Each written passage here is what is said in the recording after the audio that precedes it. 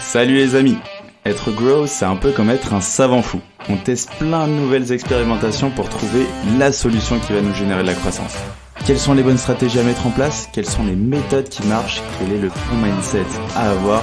C'est l'objectif de Conseil de Growth, répondre à une problématique bien précise avec des solutions concrètes que tu peux implémenter dans ton business dès demain. Je suis Alexis Bouvet, cofondateur de la marque Tailleur et de l'entreprise Growth Hiring, et je te souhaite la bienvenue dans ce podcast qui t'apporte un maximum de conseils pour booster ta croissance. Bonne écoute!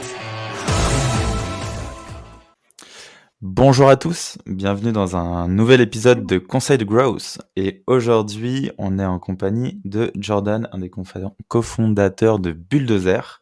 Et on va voir ensemble comment créer un collectif Growth. Donc, Jordan a créé ça en se disant on va pas partir sur un modèle agence mais plutôt en mode collectif. Et c'était ultra intéressant. Donc, tu as fait des perfs qui sont aussi assez monstrueuses que tu vas pouvoir nous expliquer. Tout d'abord, Jordan, comment tu vas? Ça va super et je suis très heureux d'être là, donc merci beaucoup pour l'invitation. Plaisir partagé. Est-ce que tu peux te présenter rapidement pour ceux qui nous écoutent et également partager quelques petits KPIs, quelques chiffres qui, je pense, peuvent donner aussi un peu plus de contexte à ceux qui nous écoutent. Ouais, alors je suis Jordan, j'ai 31 ans, je suis le cofondateur, donc comme tu l'as dit, d'un collectif de freelance qui s'appelle Bulldozer, qui a été créé il y a, au moment où on enregistre ce podcast, il y a presque un an, on va bientôt fêter l'anniversaire. Et donc sur la première année, Bulldozer, c'est plus de 60 clients accompagnés. Et j'ai pas les chiffres finaux, mais on va faire à peu près 1,5 million d'euros de chiffre d'affaires. Et on est à peu près 50 membres aujourd'hui. Voilà. Monstrueux. Ok. Génial. Et du coup, là, l'idée, c'est de comprendre pourquoi. Déjà, tu as créé justement un collectif. Quelle était l'idée et au lieu de partir sur un modèle agence ou d'être solo en freelance, quel était un peu ton raisonnement sur le sujet? Alors, en fait, au début, j'étais en freelance. En fait, en gros, donc, moi, avant de créer Bulldozer, j'étais le CMO d'une boîte qui s'appelle Germinal. Donc, Germinal qui, pendant une première partie de sa vie, était une agence spécialisée en growth, puis ensuite a fait un pivot pour faire de la formation sur tous les sujets growth, entrepreneuriat, etc. Et donc, moi, quand j'ai quitté cette expérience-là, je me suis mis en freelance. Et j'ai notamment commencé à travailler avec d'autres freelances, notamment avec Enguerrand, qui est devenu mon cofondateur par la suite, qui était l'ancien Head of Growth de Ornicar, et que du coup, pour la petite histoire, j'avais rencontré parce que c'était un de mes clients chez Germinal. Donc c'est comme ça qu'on s'était rencontrés. Et puis en fait, on était en train de discuter de comment est-ce qu'on pourrait travailler ensemble, comment est-ce qu'on pourrait faire des missions en commun. Et on observait notamment quelque chose, c'est que on a beaucoup de clients, enfin beaucoup de prospects qui venaient nous voir, qui étaient vraiment des belles boîtes avec qui on aurait été content de bosser, mais ce qu'ils nous demandaient de faire, en fait, c'était beaucoup trop pour juste nous. Et en fait, il aurait fallu qu'on puisse se staffer avec d'autres personnes. Et en équipe, ça faisait totalement sens. Et donc, c'était un peu la frustration parce que on perdait ces prospects, on perdait ces opportunités. Et donc, en gros, on s'est dit, viens, t'as entendu parler de ce truc là, les collectifs de freelance et tout, viens, on essaye de voir un peu comment ça peut se faire. Et donc on a fait un truc très bête, c'est qu'on est allé s'inscrire sur une plateforme qui s'appelle Collective Work et qui du coup référence des collectifs et aide la structuration des collectifs de freelance. Et donc on est allé s'inscrire là-dessus. Eux, en plus de ça, ils ont ils ont un business model aussi d'apport d'affaires. Donc ils ont commencé à nous envoyer des prospects, etc.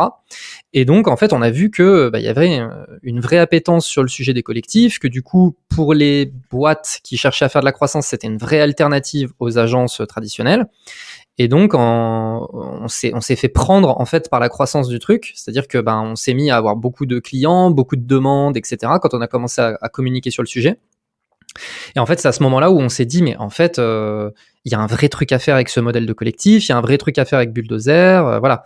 Et donc en fait, c'est ça la genèse de Bulldozer. C'est donc au début, tu vois, c'était vraiment tiens, on va faire des missions un peu en commun entre nous, ça peut être cool. En plus de ça, du coup, ça va nous permettre de pouvoir intégrer dans le collectif des personnes avec qui on a déjà bossé, avec qui on a envie de rebosser, en qui on a une confiance totale, qu'on trouve très talentueux.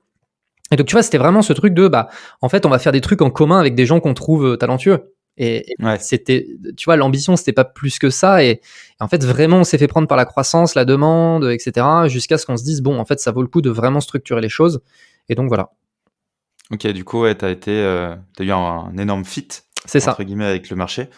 Et tu l'as un petit peu subi ou entre guillemets géré sur le moment, l'instant T. Et du coup, après, comment tu as fait pour vraiment créer le côté vraiment collectif? Je le structure. Tu parlais de me structurer. Comment ça s'est passé? Comment tu as mis ça en place? Alors, en fait, il y a eu plusieurs phases. La première phase, ça a été, déjà, tu vois, enfin, pour donner un ordre d'idée, hein, au mois de janvier 2022, on fait 4 000 € de chiffre d'affaires. Au mois de novembre 2022, on fait 200 000 € de chiffre d'affaires. Donc, en fait, au début, on faisait, moi j'intervenais dans l'émission, Enguerrand il intervenait dans l'émission. Je crois même que la première mission, on l'a peut-être fait en commun. Je me souviens plus exactement, mais on l'a peut-être fait de manière opérationnelle tous les deux, etc. Et puis en fait, il y a eu un moment donné où moi, je passais mon temps, parce que en fait aujourd'hui, ce qui se passe, c'est que 80% des leads qu'on génère viennent grâce à mon LinkedIn. Donc moi, et au début, on se partageait les leads avec Enguerrand, on faisait tous les deux le closing. Ensuite, on s'est rendu compte que moi, mon taux de closing était bien supérieur au sien.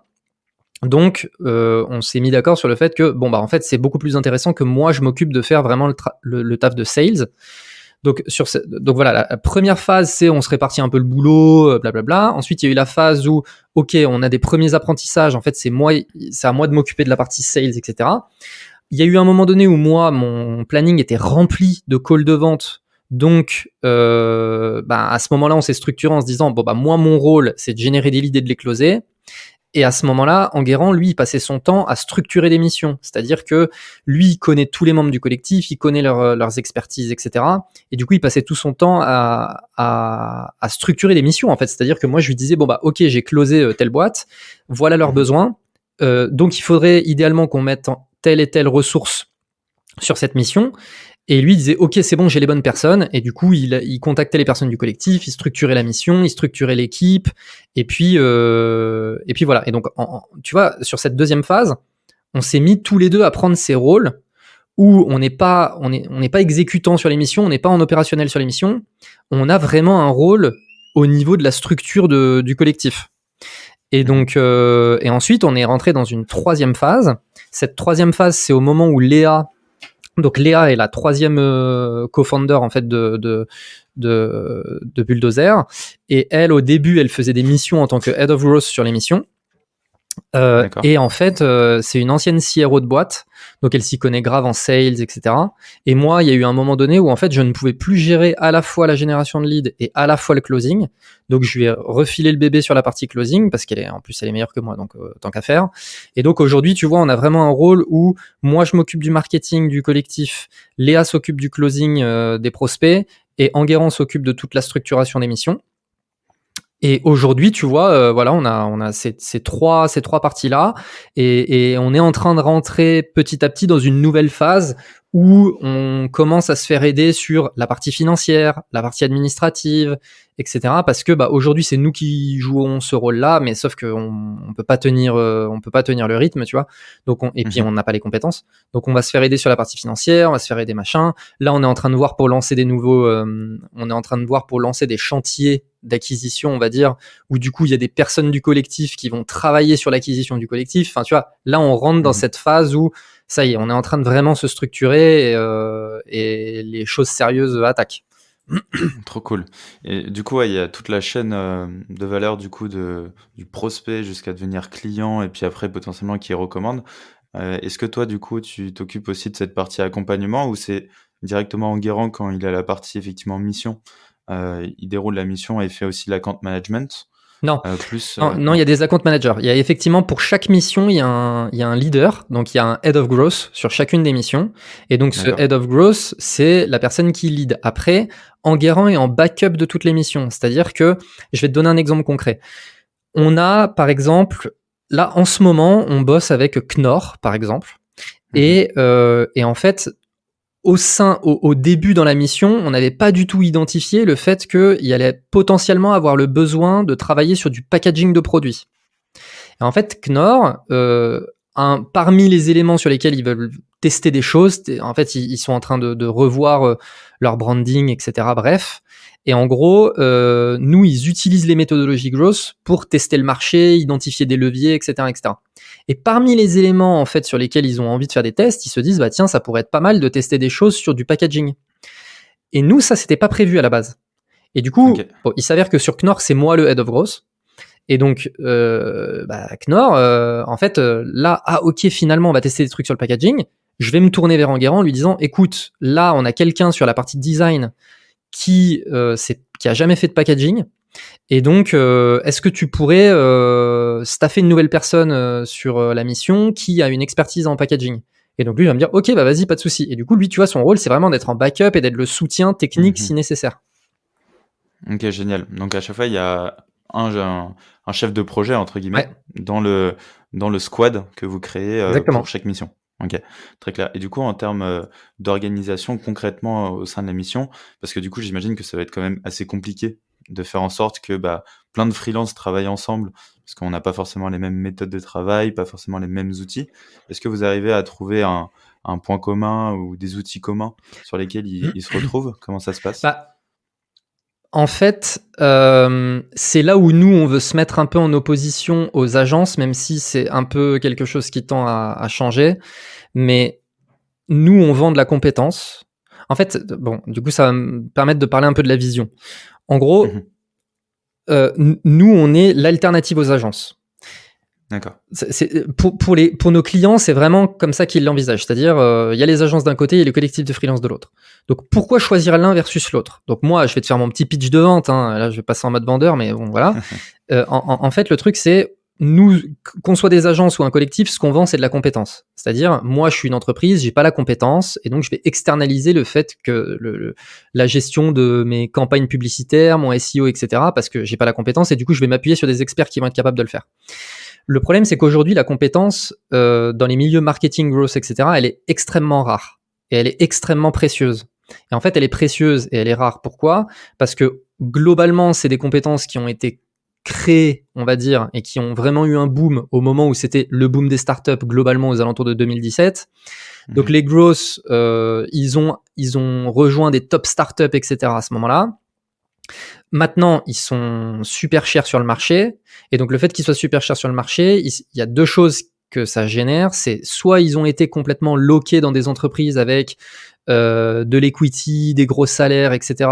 et ils bougeront pas. Soit ils se sont rendus compte que être indépendant, en fait, c'était le meilleur play pour eux parce que super lifestyle, je peux me vendre cher, etc., etc. Et donc, les agences, elles ont un problème, c'est que elles ne peuvent plus accéder à ces ressources. C'est-à-dire que d'un côté, il y a les freelances qui vont pas accepter d'être employés par des agences. De l'autre côté, ils arriveront pas à débaucher, voilà. Et donc aujourd'hui, les agences, elles se retrouvent dans une situation où elles ont accès principalement à des juniors. Donc, le meilleur moyen de faire en sorte que ces juniors ils soient capables de délivrer de la valeur, c'est de compenser avec des process, des guides, etc., hyper chiadés. Et donc, moi, je vais passer par une agence et en face de moi, je vais me retrouver face à un junior qui a été pris dans le process de la moulinette de je lis des guides, je suis les process, etc. Et du coup, j'ai 20% des compétences, mais ça me permet d'avoir 80% de la performance et des résultats attendus. Le truc, c'est que chaque entreprise a des particularités. Et donc, moi, dès que je dis, ah oui, mais là, machin, du coup, comment ça se fait que je sors un peu du cadre? La personne en face de moi, elle n'est pas capable de me répondre. Voilà. Donc, nous, aujourd'hui, avec le collectif, on vend le fait que il y a la compétence. Parce que, comme je l'ai dit, de toute façon, il y a beaucoup de grosses qui se sont mis en indépendant. Et nous, on a accès à ce pool d'indépendants, en fait. Et à qui on dit, mais en fait, te prends pas la tête. Nous, on va pas te négo ton TJM. On va pas te saouler si tu veux des vacances. Tu vas pouvoir garder tous les choix que tu as fait. Mais on va t'amener du lead d'un point de vue administratif, c'est hyper allégé, etc., etc. Et donc, pour revenir sur ta question de oui, mais comment vous faites pour créer des choses en commun et tout, pour nous, il y a une vraie réflexion à avoir sur à quel point on contraint ces gens-là et à quel point on leur laisse faire leur liberté, quoi. On leur laisse la liberté, puisque de toute façon, on a fait appel à eux parce que c'est des experts.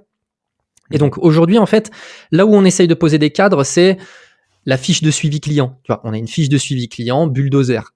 Et dans cette fiche de suivi client, on attend de toi que tu mettes à cet endroit-là la data, que tu mettes à cet endroit-là tes commentaires, que tu mettes à cet endroit-là machin. Mais par contre, la façon dont tu vas présenter ta data, le type de data que tu veux présenter, la façon dont etc., c'est toi l'expert en fait.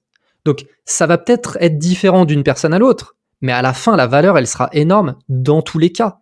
Tu vois, c'est là où en fait, on se dit, on doit se laisser une liberté sur certains sujets parce que sinon, on casse l'expertise de la personne. Donc, tu vois, nous, on est constamment dans ce challenge. Ouais, en vrai, c'est ultra intéressant parce que même du point de vue du client, quand tu l'expliques bien, justement, comme tu viens de le faire là, en fait, tu comprends que si tu brides ses talents, eh ben, ils n'arriveront pas à délivrer avec leur créativité et justement ce côté sortir du cadre qui fait que c'est aujourd'hui la force de Bulldozer, c'est que tu n'as que des gens qui sont experts et ultra performants. Exactement. Très clair. Et du coup, j'imagine qu'avoir un collectif du coup de freelance, il y a quand même un énorme enjeu d'engagement. Oui. Comment on fait en sorte que ces personnes se sentent concernées par les valeurs du collectif, qu'elles soient du coup à chaque fois pareil engagées du coup dans les événements ou même ce sentiment d'appartenance. Vous mettez ça en place comment chez vous? C'est un gros challenge qu'on a, sur lequel au début on s'est pas posé de questions parce que tu vois en fait au début on fait un peu d'émissions en commun et tout machin, et en fait là il commence à y avoir beaucoup de monde, on commence à avoir une vraie vision, une vraie ambition, et du coup on se dit c'est le moment de commencer à réfléchir à la culture du collectif. Donc, ce sujet de culture, c'est un sujet de toute façon globalement pour toutes les entreprises qui est extrêmement complexe. Nous, il y a une autre difficulté, c'est effectivement, comme tu l'as mentionné, le fait que les gens soient pas salariés, soient pas à temps plein sur le collectif, etc. Il y a certaines personnes, elles font une mission tous les 3 mois avec le collectif, tu vois, et en fait, 90% de leur clientèle, c'est de la clientèle qu'elles ont en direct, machin. Donc, comment se sentir vraiment appartenir au truc? À part, nous, du coup, le truc bête qu'on fait, c'est on a un Slack, avec notamment, on essaye de créer un peu de l'intelligence collective, c'est-à-dire que moi, si j'ai une question, ah tiens, je suis en galère sur tel client, j'arrive pas à mettre en place ce setup et tout, et tu vois, encore hier, il y a eu 3 messages, ah, je suis en galère sur un truc et tout, est-ce que quelqu'un a déjà été confronté à ça et tout, et t'as toujours quelqu'un du collectif qui vient répondre en disant, attends, vas-y, viens, on se fait un petit call, je te montre et tout. Donc, tu vois, créer un peu cette espèce d'intelligence collective, c'est le premier élément. On va dire c'est l'élément le plus simple à mettre en place. Tu mets un Slack, voilà. Après, nous, on essaye de faire en sorte de communiquer sur les réussites du collectif, les missions qu'on a en cours, etc., pour vraiment montrer, tu vois, créer un peu aussi ce truc où les gens du collectif, même quand ils font pas une mission avec le collectif, ils se disent, ah putain, ça bouge, c'est cool, il y a des trucs sympas, il y a des belles missions, il y a machin, et du coup, tu sais, ça te donne envie de t'intégrer. Mais effectivement, là, on a un enjeu sur comment on crée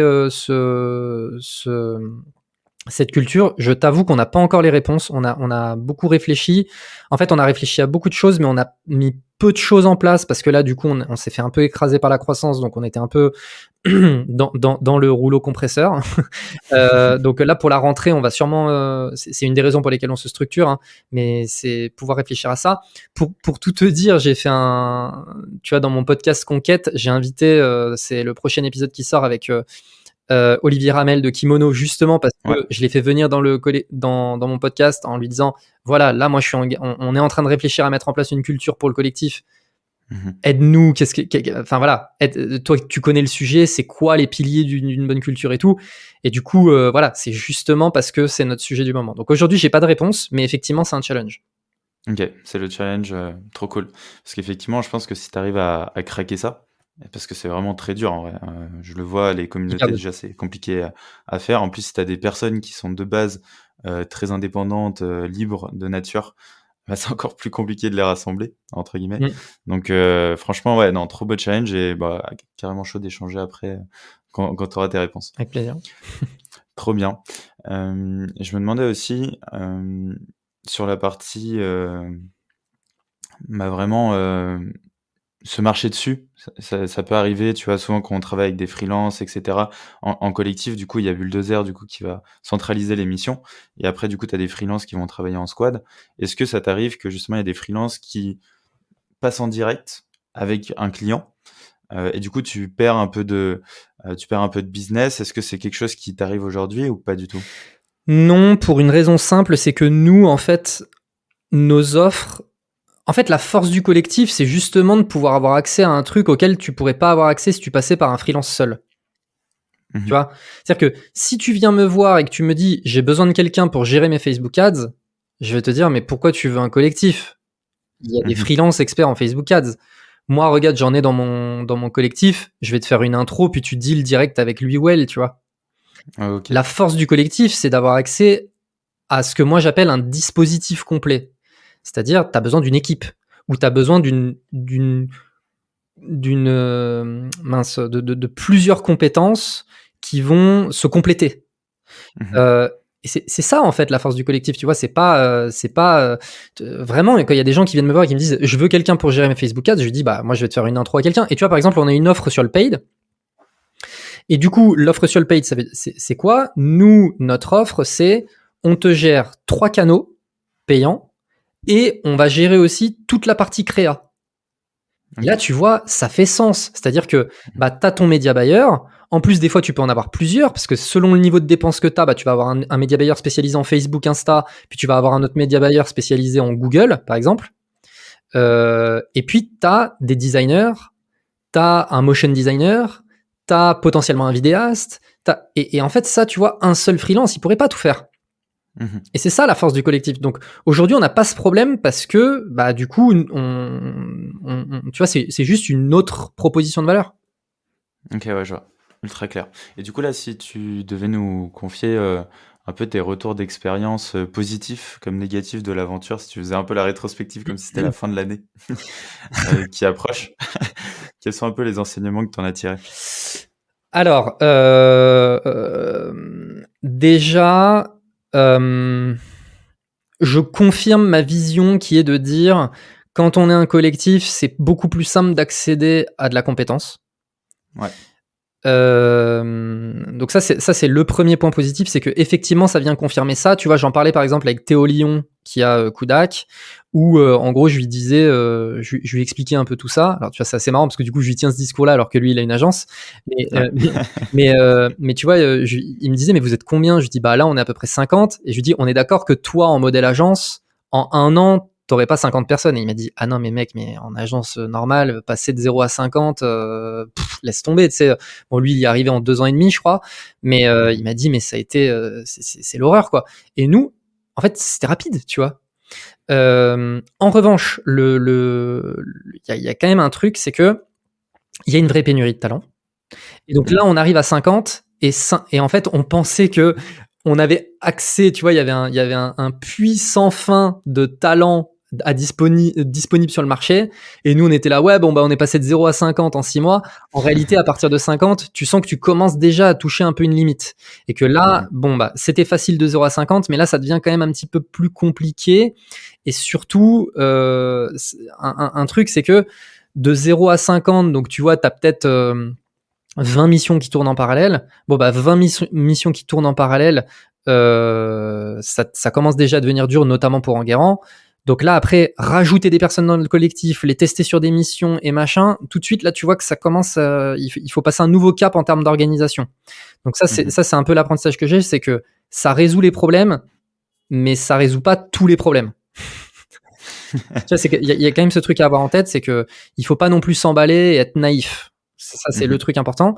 Et après, le deuxième gros apprentissage, c'est que, tu vois, nous là, aujourd'hui, du coup, on est 3. On fait Ouais. 1,5 million d'euros. Enfin, on est 3 plus les gens qui font la mission, mais pour l'organisation du collectif, il y a 3 personnes. On fait 1,5 million d'euros de chiffre d'affaires.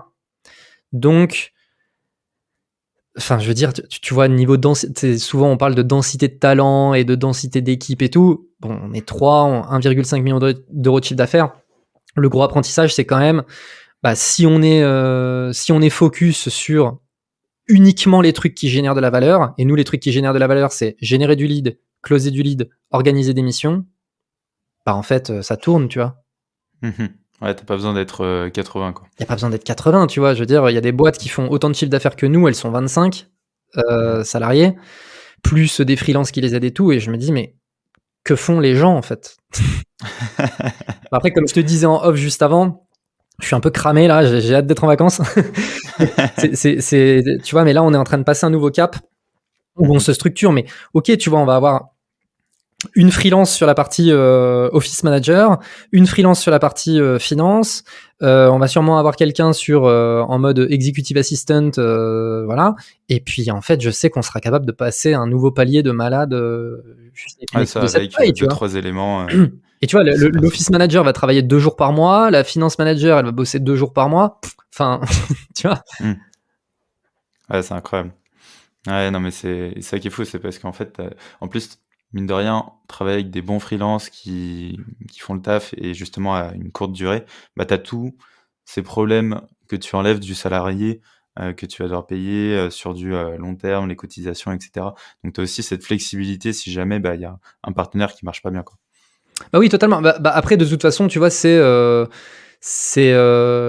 envie de dire, il y a quand même ce truc, tu vois, dans le salariat, il y a la période d'essai.